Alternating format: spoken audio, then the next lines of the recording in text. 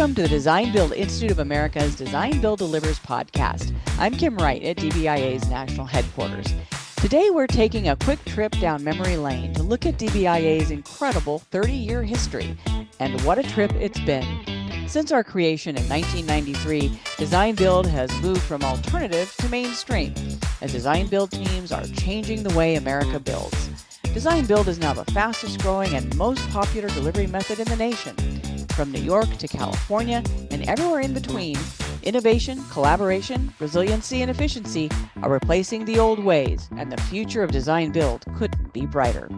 Today we're talking to DBIA's National Board Chair, Deb Sheehan, and DBIA Executive Director and CEO, Lisa Washington, about DBIA's and Design Build's past, present, and future as we celebrate our 30th anniversary. Before we get started, DBIA offers our special thanks to USCAD for partnering with us to bring you this year's episodes of Design Build Delivers.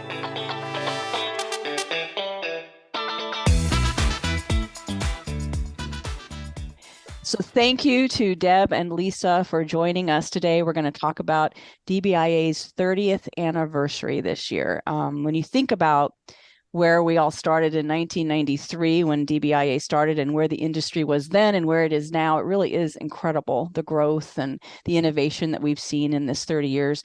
So I want to talk about that. Deb, why don't you kick us off and let's talk about the industry, and then naturally let Lisa segue into what that means we as an organization, how we've responded to what the industry is doing. So how far have we come in that long period of time, Deb, do you think? Oh, it's been a huge transformation. And it's exciting to think about it because, it's validated with the recent FMI research that we did, but I think instinctively we saw a trend and movement with regard to just how teams were starting to tackle some of the challenges the industry was throwing. And specifically, when we start to see that design and construction spending now is, looking at design build delivery for what is forecasted to be like 47%. By 2025, you think about the staggering number of what that means, and that's over $400 billion by 2025 in place. And to me, it's probably the, less of an aha moment, but more of a validation of what we see day in, day out of teams coming together, desperate to collaborate. And so we start to see, how different industries have had, more uptake than others. I think Lisa will talk a bit about, some of our goals with regard to other industry segments that we're wanting to really promote more of the design build delivery models too. But historically, we've seen huge uptake, obviously, in highway and street. Education, manufacturing are probably our biggest growth segments right now, that are going to probably yield the bolus of that 47% increase that we see driving.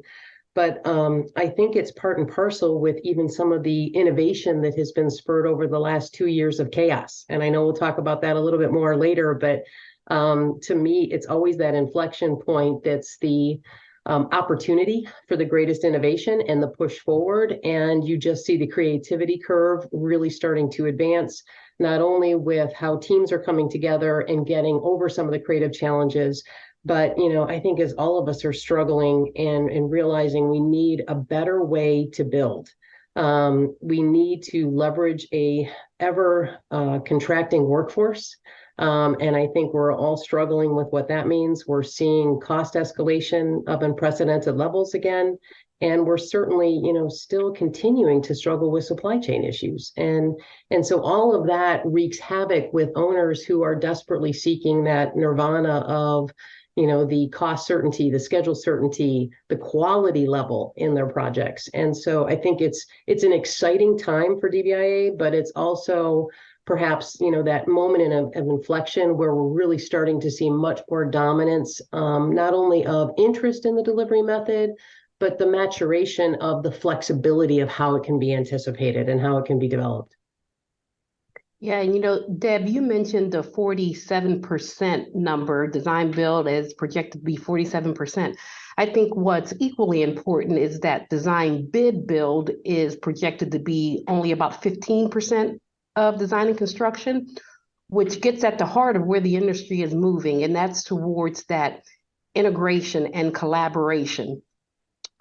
I've been with the organization for nearly 20 years of its 30-year history, and I can tell you that from the internal perspective, I have seen the organization evolve from one that was advocating for the right to utilize design build. There were only a handful of states back when I started in DBIA. And then we went to a mode of cheerleading to some degree. This is why design build is really good for your project, for the environment, for the industry.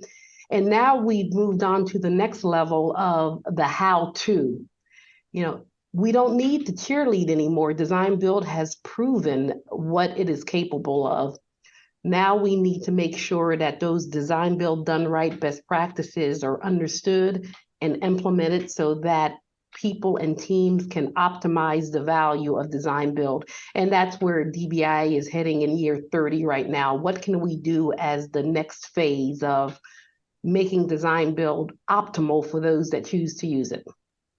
Deb mentioned innovation, and that's something certainly that I think we've seen just on steroids in the last, 10, 15 years, right? Where teams are finding incredibly innovative ways to approach all of the challenges that they're facing, which, are really actually kind of incredible. You think of the challenges that you're facing right now when you're trying to deliver projects. Yeah, and when I think of innovation, back since the early 2000s, the federal government, they've outlined their intent to advance sustainable high-performance buildings, right? They want to optimize energy performance, protect and conserve water, enhance the indoor environment for the quality of those utilizing the spaces, reducing environmental impacts, resiliency. We hear all those things. Design build is perfectly suited for all that because of the innovation, because that team comes together earlier. So as sustainability and high performance buildings become more and more prevalent and required, I think design build is going to play more of a major role in that arena as well. Well, and Deb, even you mentioned workforce challenges. I mean, we've heard from folks in the field that they have found design build being more helpful as they work through MWDBE and just trying to find ways to get a new potential workforce more engaged in our projects. That's got to be significant too. Yeah, absolutely. And I think it really stems back in my mind, Kim, to the early collaboration and engagement of really truly partnering with those trades. And being able to pull them forward and impart training and allow them to optimize their ability to contribute to projects in ways that they just couldn't do on their own. So really bringing them forward, and it's probably two parts. It's seeking out that talent, nurturing that talent, making room for that talent in partnerships that make sense, and really leverage their value. But I also think when we think about workforce, it's equal parts to me of, maybe back to where Lisa was leading towards on the education side of, I think one thing that we've really highlighted this year in our goals is the need to have curriculum that meets everybody where they're at. And so that means, across all spectrums, whether you're an emerging professional, a young professional, whether you're maybe a student even thinking about going into the industry sectors of A, E, and C, really kind of drawing them in and letting them see what's possible. But then also for more of our seasoned and more experienced, understanding where the flexibility is in design build. And to Lisa's point, we've seen a lot of transparency, maybe this past year more so than any other year, of talking about design build gone wrong. And I think it's been really helpful. It's been clarifying because I think I come from kind of the design professional background, and there's a number of design professionals that really got turned off to design build early on simply because they were part of processes that really weren't following design build done right tenets. And so doing, a whole scale education and making sure that everybody has the tools and understanding of behavior and process that really promotes the best outcomes can only really be discovered if we're willing to look at kind of the dark side of that and say, okay, how would you have mitigated what went wrong here? So I think that's part and parcel of the education domain. But I also think that as we just look at workforce shortages systemically across the US, it's really trying to leverage much more outreach, yes, to have more of what I'm going to call diversity and equity and inclusion initiatives that are meaningful. And Lisa has said this repeatedly, is not just talk about it, don't have a cute tag phrase about it, but actually get out there and work it meaningfully, and start, that starts to look to me of asking some really hard questions of ourselves. What are we doing to really help accelerate that?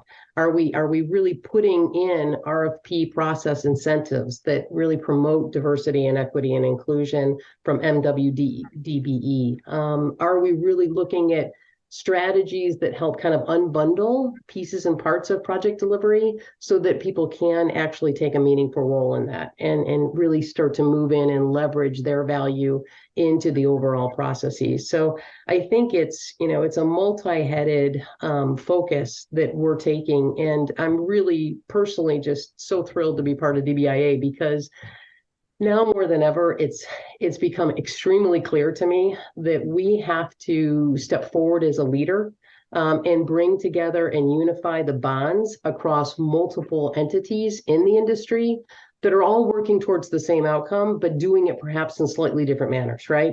So really kind of being an aggregator, and bringing people together so that we're not just bringing together our members, but we're looking across allied industry organizations that have similar objectives, but perhaps approaching in a different way. And all of that leads to that clarity that we're seeking of, let's have design build done right be our moniker. Let's really all push towards the same objective in a manner that allows everybody to be successful without having some of the, what I'm going to call off ramps or sideways that happen so often in some of these project deliveries, with the best of intentions often. So it's not maliciously intended, but it has unfortunate consequences very often. So it's an exciting time, because I think we've also seen, we're on the precipice of, with the benefit of a lot of major legislation that's just gone through, as Lisa mentioned, but also with some of the incentives in the bills that have passed with regard to infrastructure development. I think we're just at the cusp of a lot of very large programs that are looking for delivery strategies that design build is perfectly suited to be able to move into. Yeah, Deb, and you mentioned, the allied organizations and working with those other groups. We have to remember that what's unique about DBIA is we are that hub that brings in all members of the team. So we're representing the entire team, and everything we do takes into account success for all players on the team, not just successful projects, but success for the players on the team. And one of the things that we realized, you touched on some of the new areas of education. We also are going to be embarking this year on some expanded or some new training in team leadership, because design build is two things. As we all know, it's a single point of responsibility contract, but it's also a mindset. And much of our training is focused on that contract and what that single point of responsibility contract means, but it doesn't talk a lot yet, but it will, about that outward mindset, that integrated thinker, that relationship awareness that is critical for all the things you mentioned for successfully engaging MWDBEs and making sure they're meaningful, for making sure that the team is aligned at the outset, for making sure that the right people are in the right positions on the team. So we are really excited that as part of our 30th anniversary, we'll be looking at a new series of education on team leadership and what it means to be a leader of design build team, because it's a completely different skill set than what's required to lead a design bid build team. That's where when you talk about design build done wrong, it's because a team, whether it starts with the owner and says we're going to do design build, but they didn't actually know what it takes to make that shift to a truly collaborative delivery process. So design build done right always has a great tagline as the communications person. I love it, but it really has a much deeper meaning, because we've seen design build done wrong because you're not approaching it right. That's absolutely right.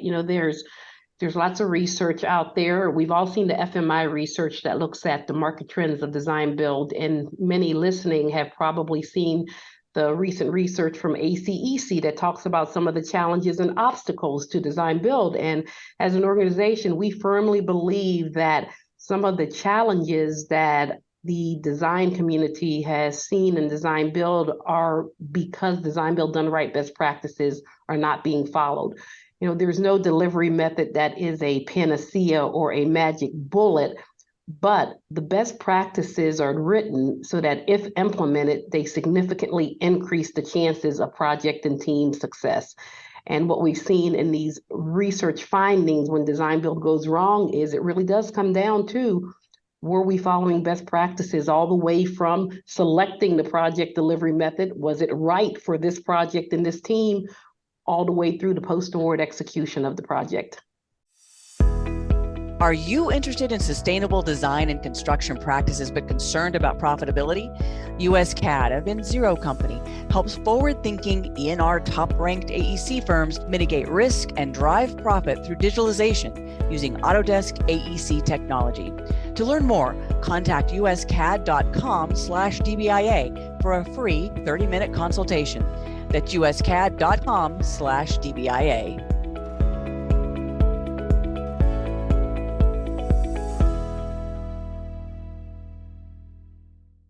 That kind of gets to the heart of something that, we're an institute. Education is central to what we do, in addition to being an association with members that we serve. But, part of that is we do all of the training. There's tons of training available, but certification, ultimately getting them trained to become certified members. And we're seeing a continual growth in that, mirroring, I think, the usage of design build, right? I mean, we're producing more certified members who are ready to deliver an increasing need for more design build.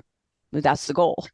Yeah, that is. And I think what's driving the growth in certification is the fact that owners are getting certified now. Company-based or custom training has been the biggest growth area in education. And that is when an organization says, we want you, DBIA, to come in and train us based on our internal culture, our needs, our experience level. And so that training gets to be focused exclusively on the dynamics of that organization. The majority of company-based training is by owners, and many of them are seeking certification. It's sort of the educated consumer. If owners are educated in design build done right, best practices, which they are becoming increasingly and getting the certification, then industry is forced to some degree to keep pace. We're also seeing more owners that are giving additional consideration for DBIA certified team members. So, not all are giving points for it, some are, but many are saying we will give additional consideration to team members that have DBIA certified professionals.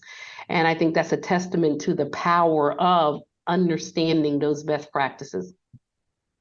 I'm sure, Deb, you've got plenty of your own personal stories from working with owners that maybe aren't quite ready to do what they're trying to do. And that's why we've always also encouraged trying to become an owner of choice, the difference between working for what everybody in the industry knows is an owner of choice versus someone who might be very new to it. I'm sure you've seen it plenty on the industry side. Very definitely. And that's why I think kind of back to giving some of those primers and helping support owners with tools as far as what that selection process looks like. Are they ready as an organization to really deploy a design, build, delivery model? I think those are all important kind of resources for an owner to be able to digest and really assess within their own organization, kind of their governance structures, and say, okay, am I prepared? Am I not? Where is my gap? And then to Lisa's point, really seeing heavy reliance still from the owner community on owner advisors. So, wanting to make sure that DBIA is a resource for them as well, and bringing that, into our last annual conference, really having dedicated resources that were really targeted towards that constituent group was an important feature. We wanted to make certain that we weren't missing an opportunity to really have owner advisors really benefit from the same level of education and preparedness to be a good counselor and an advisor to their owners with regard to what needs to happen with regard to governance as you look at design, build, delivery methods, and helping them kind of navigate what is the best method for them. Because I think there's clearly subtleties that every organization brings, but the sooner we can kind of tether that out and understand whether they're ready or not, and where the gaps are, the easier that team is going to have as far as navigating in and really leveraging the value and innovation curve for that owner in executing their project. I think it's an exciting opportunity as we kind of look forward here is to customizing the training that we've offered, because while we've, consistently seen growth in the education at a base level and the certification levels, I think to Lisa's point, now taking kind of an elevated level of leadership curriculum, I think really meets kind of some of those members that have already perhaps achieved certification, but are really looking to hone and build skills. And so it really extends our ability to be of service to those members as they continue to evolve in their careers professionally, and help them lean in and become those, what I call disciples, as well as those mentors of the next generation of leadership that is working on their teams and coming up beneath them. Yeah, Deb, and you mentioned owner advisors. We have an owner advisor committee that has been working diligently on enhancing our education in that arena as well, both in helping owners selecting the right owner advisor for their project and making sure they understand the services they need.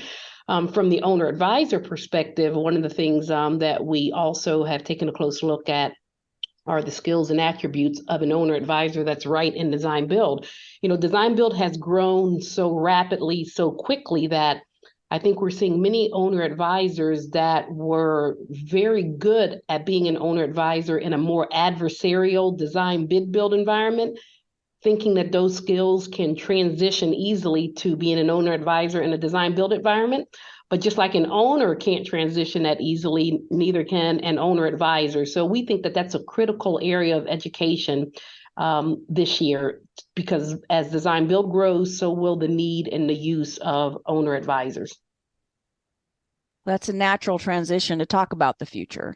What do you both see as the big topics and issues that are going to be driving us this year and beyond? And Deb, coming in as our new board chair, I know you've got goals specifically for us for this year. Why don't we start there? And Lisa, you can flesh that out with what DBIA is going to be doing to make sure we're staying on top of things in the future.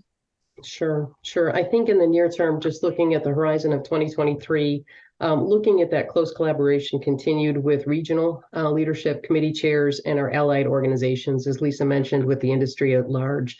I think we want to advance the goals that we set in place for our 2022 through 2024 objectives under the Expand, Educate, and Elevate. And there's, probably some pet ones for me underneath each of those that are really kind of near and dear to my heart. On the Expand, I think, as I mentioned, positioning DBIA and continuing to advance us as the leader, bringing together the entire industry.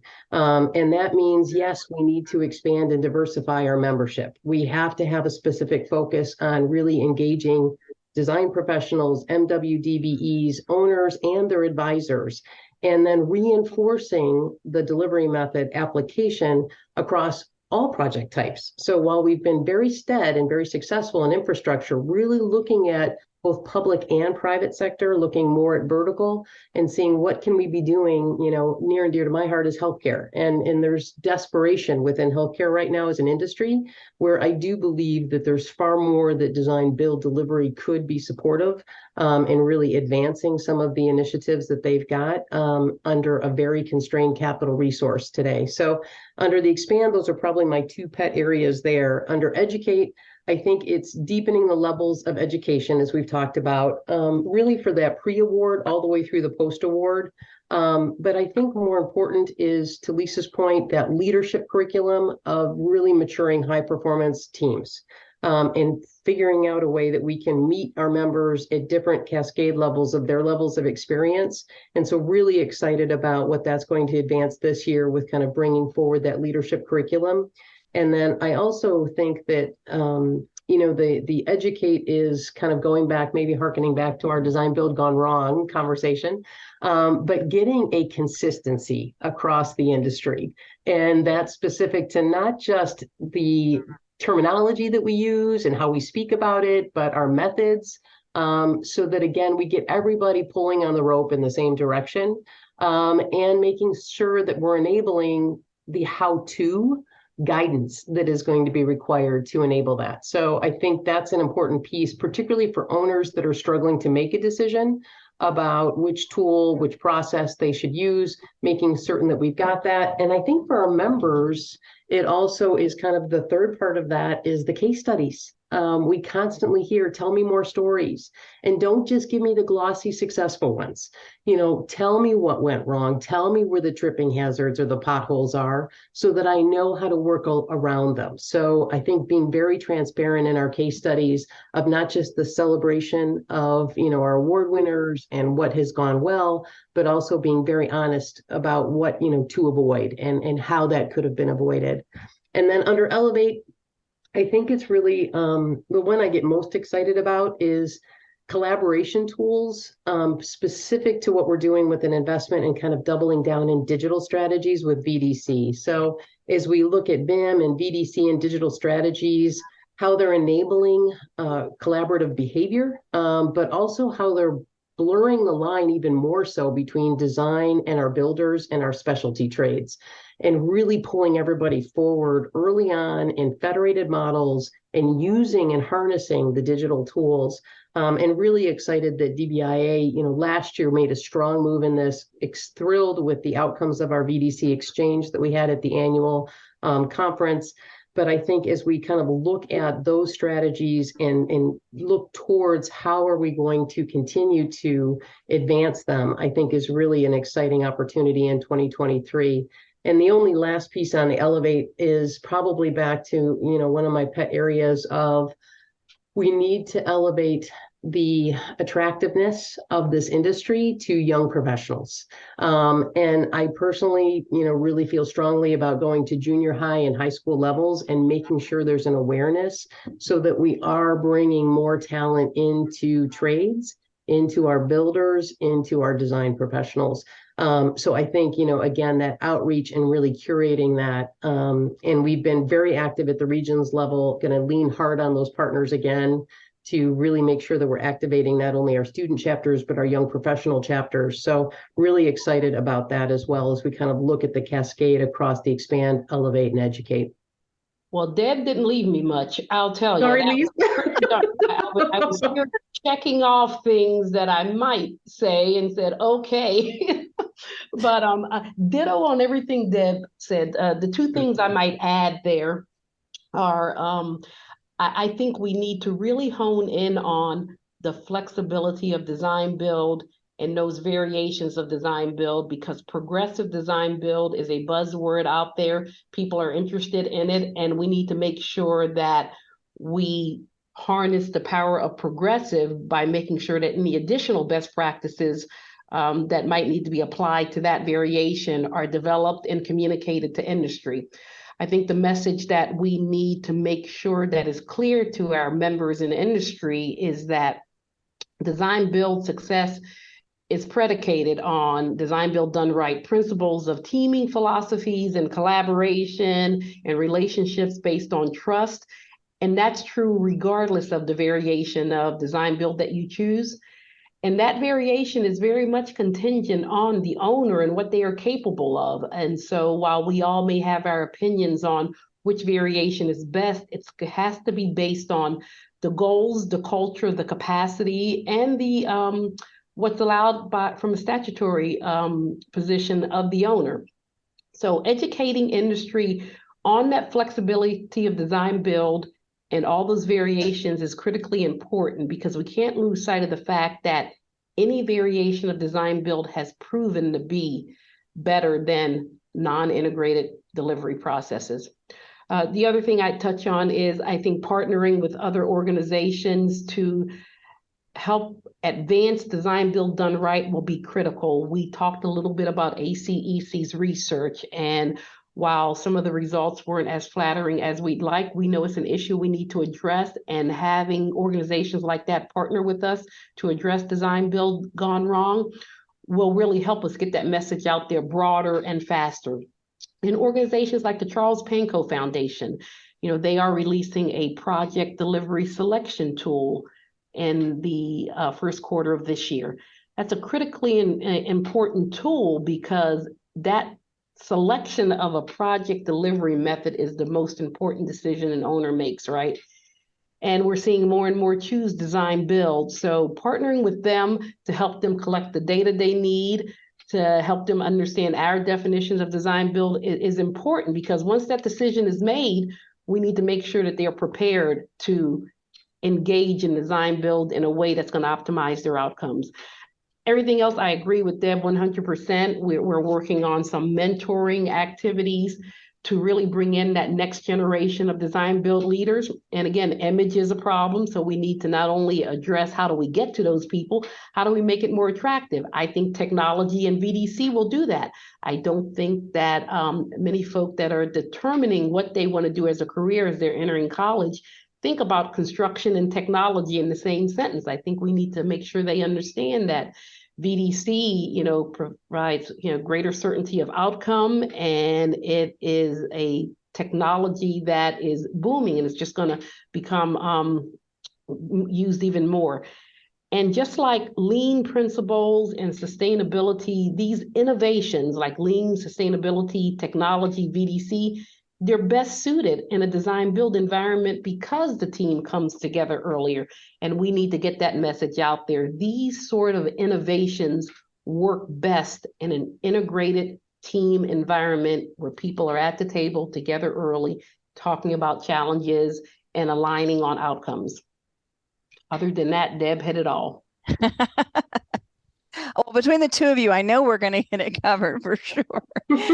For sure. The one thing too, in 2023, and this is always one of the most useful and popular things that we can do for the industry is produce new market research. That FMI research that we can get on market has really helped us understand what's happening. So I think we're going to try to get some more of that this year, right? Get an update on the previous version. Yes, FMI has typically done it on a 3-year cycle, but the research that was released in 2021 did not take into account COVID, the impact of COVID, did not take into account that there would be a bipartisan infrastructure bill, and it didn't take into account the impact of COVID, the supply chain challenges, and all those other things that Deb mentioned earlier. So we're calling this a mid-cycle research that FMI is planning to release in the spring. It'll be released at our March specialty conferences. And it's going to look at how have all those things I just mentioned potentially impacted the growth of design build by 2025. And it's also going to look at things like prefabrication. That's an area we haven't talked about, but we're seeing a lot more prefab. And what's the impact of that on the use of design build? So we're excited to have that research coming forward in the spring. 2023 is going to be a busy year, it sounds to me. Oh, yeah. In all the good ways, right? Just like the other 29 years have been, I guess. Yeah, Lisa's like, well, but it's interesting too, though, if you talk to the members, it's fascinating to me that, unlike other sectors of the AEC industry, design build delivery didn't really slow up during COVID. If anything, it fueled. And I think, we've seen unprecedented success in 2022 with legislation. I think at least 83% of the legislation we supported actually became law. So we're starting to see, a lot of planets aligning to really promote even busier activity for design build in the future. And I'm now looking even beyond 2023, because if you start to look at some of the bills that are out there that have been fueled for infrastructure investments, I think the big challenge now that many are grappling with, both at state and federal levels, is how to implement those programs and how to do so with the kind of cost certainty and schedule certainty that they really mandate. And so, I think that, if anything, tells me that it's going to, there's no ease happening. It's going to continue, so that what we have seen through COVID is certainly well positioned in 2023 when you talk to teams that are extremely busy right now.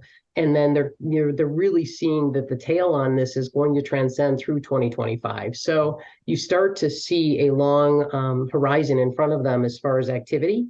I think it only puts even more pressure, to Lisa's point, on how are we going to meet demand with innovation that perhaps, yes, looks at digital strategies like VDC, yes, looks at workforce challenges, yes, looks at diversity and inclusion as far as more engagement of MWDBE. And then we also see, disruptive technologies in building science that are starting to open up new portals, as Lisa mentioned, in prefab. and modular construction. So I think all of that is really a collective momentum that we're starting to see that's really putting far more impetus on design, build, delivery, perhaps than we've even seen in the last 3 decades. So it's really kind of more important than ever. And I think Lisa and I both feel this urgency to make certain that we are there to support the members, that we are there to with the education necessary and support owners in making this good selection and decisions with regard to how they're going to implement their programs. Yeah, I agree. And Deb, one thing we didn't mention that I think we'd be remiss not to mention are the 14 committees within DBIA that are taking on some of these topics and helping to advance our strategic goals, from the design professionals, advisory and engagement committee, to the owner advisor committees, to the market sector committees, water, wastewater, transportation. So not only are there great things happening at the board level and at the staff level, but there are 14 committees that are doing fantastic things. You know, the DEI committee and the contracts committee are working together on an addendum to our contracts to promote DEI goals. So that gets to our meaningful engagement, you know, not just talk, but action. So I'm really excited about what's coming down the pipeline from committees as well. Yeah, and one thing that we think we have to mention too that we didn't touch on is, you know, our events last year, people wanted to get back together again. They're ready because I think everybody realizes that there is a lot of work out there potentially and how to maximize design build. And our events were back in person, and this year's I think we've got to see probably more of the same, don't you think? Yeah, I anticipate seeing similar success with our conferences in 23. But one other thing that we are working on is a webinar series. You know, we have had webinars sporadically for many years, but there are so many hot button topics in so many areas of education that we can hit on to really help drive design build done right, that the education department and the communications team are working on a monthly webinar series that we hope to kick off in February. And we are partnering with the committees on that. So much of the work of the committees will also be revealed through these webinars monthly. And they're going to be a member benefit. We think it's a great member benefit for members to be able to access these things for free on a monthly basis.